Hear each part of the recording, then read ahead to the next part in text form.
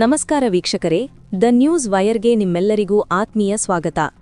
ಕನ್ನಡ ಕಿರುತೆರೆಯ ಇತಿಹಾಸದಲ್ಲಿ ಸದ್ಯ ಸಂಚಲನ ಸೃಷ್ಟಿಸುತ್ತಿರುವ ಏಕೈಕ ಧಾರಾವಾಹಿ ಅಂದ್ರೆ ಅದು ಜಿ ಕನ್ನಡದ ಲಕ್ಷ್ಮೀ ನಿವಾಸ.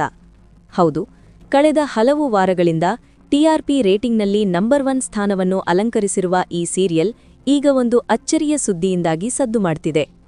ಧಾರಾವಾಹಿಯ ಪ್ರಮುಖ ಪಾತ್ರಗಳಲ್ಲಿ ಒಂದಾಗಿದ್ದ ಶ್ರೀಕಾಂತ್ ತಂಗಿಯ ಪಾತ್ರದಲ್ಲಿ ಅದ್ಭುತವಾಗಿ ನಟಿಸುತ್ತಿದ್ದ ನಟಿ ಯಶಸ್ವಿನಿಯವರು ಈಗ ಅಧಿಕೃತವಾಗಿ ಸೀರಿಯಲ್ನಿಂದ ಹೊರಬಂದಿದ್ದಾರೆ.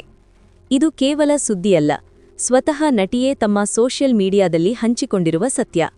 ಹಾಗಾದ್ರೆ ಇಷ್ಟು ಚೆನ್ನಾಗಿ ಓಡುತ್ತಿದ್ದ ಸೀರಿಯಲ್ ಅನ್ನು ಅವರು ಯಾಕೆ ಬಿಟ್ಟರು? ತಂಡದಲ್ಲಿ ಏನಾದರೂ ಕಿರಿಕ್ ನಡೆಯಿತಾ? ಅಥವಾ ಕಥೆಯಲ್ಲಿ ದೊಡ್ಡ ಬದಲಾವಣೆ ತರಲು ಇವರನ್ನು ಕೈಬಿಡಲಾಗಿದೆಯೇ? ಈ ಎಲ್ಲ ಪ್ರಶ್ನೆಗಳಿಗೆ ಇವತ್ತಿನ ವಿಡಿಯೋದಲ್ಲಿ ನಾವು ಉತ್ತರ ಹುಡುಕಲಿದ್ದೇವೆ. ವೀಕ್ಷಕರೇ, ನಟಿ ಯಶಸ್ವಿನಿಯವರು ಲಕ್ಷ್ಮೀ ನಿವಾಸ ತಂಡದ ಜೊತೆ ಎಷ್ಟು ಬೆರೆತಿದ್ರು ಅನ್ನೋದನ್ನ ನಾವು ಸಾಮಾಜಿಕ ಜಾಲತಾಣಗಳಲ್ಲಿ ನೋಡ್ತಾನೇ ಇದ್ವಿ. ಇತ್ತೀಚೆಗೆ ಅವರು ತಮ್ಮ ಕೊನೆಯ ದಿನದ ಚಿತ್ರೀಕರಣದ ವಿಡಿಯೋವನ್ನು ಹಂಚಿಕೊಂಡಿದ್ದಾರೆ. ಅದರಲ್ಲಿ ಇಡೀ ತಂಡ ಅವರಿಗೆ ಕೇಕ್ ಕತ್ತರಿಸಿ ಶುಭ ಹಾರೈಸಿದೆ. ಆದರೆ ಈ ವಿದಾಯ ಹೇಳುವಾಗ ಯಶಸ್ವಿನಿಯವರ ಕಣ್ಣಾಲಿಗಳು ತುಂಬಿ ಬಂದಿದ್ದವು. ಲಕ್ಷ್ಮೀ ನಿವಾಸ ಸೀರಿಯಲ್ ಬಿಡೋದಕ್ಕೆ ನನಗೆ ತುಂಬಾನೇ ಬೇಸರವಾಗ್ತಿದೆ ಎಂದು ಅವರು ತಮ್ಮ ಮನದ ನೋವನ್ನು ತೋಡಿಕೊಂಡಿದ್ದಾರೆ.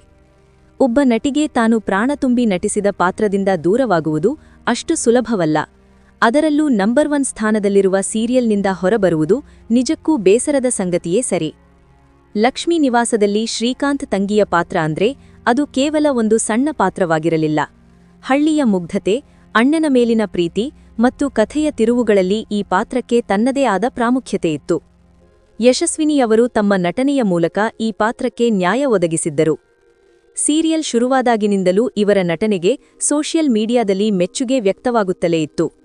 ಈಗ ದಿಢೀರನೆ ಇವರು ಕಾಣಿಸುವುದಿಲ್ಲ ಅಂದಾಗ ಅಭಿಮಾನಿಗಳಿಗೆ ನಿರಾಸೆಯಾಗಿರುವುದು ಸಹಜ.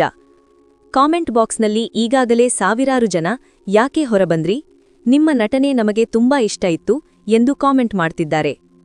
ಈಗ ಎಲ್ಲರನ್ನೂ ಕಾಡುತ್ತಿರುವ ಮುಖ್ಯ ಪ್ರಶ್ನೆ, ಕಾರಣವೇನು? ವೀಕ್ಷಕರೇ, ನಮಗೆ ಸಿಕ್ಕಿರುವ ಮಾಹಿತಿಯ ಪ್ರಕಾರ ಧಾರಾವಾಹಿಯ ಕಥೆಯಲ್ಲಿ ಈಗ ದೊಡ್ಡ ಬದಲಾವಣೆಗಳು ನಡೆಯುತ್ತಿವೆ. ಪಾತ್ರವೊಂದು ಕಥೆಯ ಹರಿವಿಗೆ ತಕ್ಕಂತೆ ಅಂತ್ಯವಾಗುವುದು ಸಹಜ. ಯಶಸ್ವಿನಿಯವರ ಪಾತ್ರವು ಕಳೆದ ವಾರಕ್ಕೆ ಮುಕ್ತಾಯಗೊಂಡಿದೆ ಎಂದು ತಿಳಿದುಬಂದಿದೆ.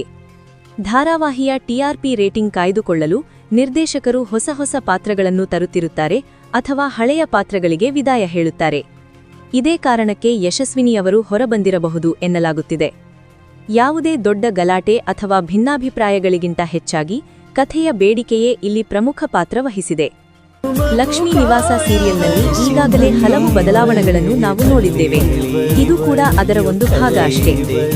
ನಟಿ ಯಶಸ್ವಿನಿಯವರು ಸೀರಿಯಲ್ನಿಂದ ಹೊರಬಂದಿದ್ದರೂ ಅವರ ನಟನಾ ಪಯಣ ಇಲ್ಲಿಗೆ ಮುಗಿಯುವುದಿಲ್ಲ. ಶೀಘ್ರದಲ್ಲೇ ಅವರು ಬೇರೆ ಯಾವುದಾದರೂ ಹೊಸ ಪ್ರಾಜೆಕ್ಟ್ ಅಥವಾ ಕಿರುತೆರೆಯ ದೊಡ್ಡ ವೇದಿಕೆಯಲ್ಲಿ ಕಾಣಿಸಿಕೊಳ್ಳುವ ಸಾಧ್ಯತೆಯಿದೆ. ಅವರ ಮುಂದಿನ ಎಲ್ಲಾ ಕೆಲಸಗಳಿಗೆ ನಮ್ಮ ದ ನ್ಯೂಸ್ ವೈರ್ ಪರವಾಗಿ ಶುಭ ಹಾರೈಸೋಣ. ವೀಕ್ಷಕರೇ, ನಿಮಗೆ ಲಕ್ಷ್ಮೀ ನಿವಾಸದಲ್ಲಿ ಶ್ರೀಕಾಂತ್ ತಂಗಿಯ ಪಾತ್ರ ಇಷ್ಟವಿತ್ತಾ? ಯಶಸ್ವಿನಿ ಅವರ ಜಾಗಕ್ಕೆ ಹೊಸಬರು ಬರಬೇಕಾ ಅಥವಾ ಆ ಪಾತ್ರದ ಅವಶ್ಯಕತೆಯಿಲ್ಲವಾ? ನಿಮ್ಮ ಅಭಿಪ್ರಾಯವನ್ನು ದಯವಿಟ್ಟು ಕಾಮೆಂಟ್ ಮಾಡಿ ತಿಳಿಸಿ.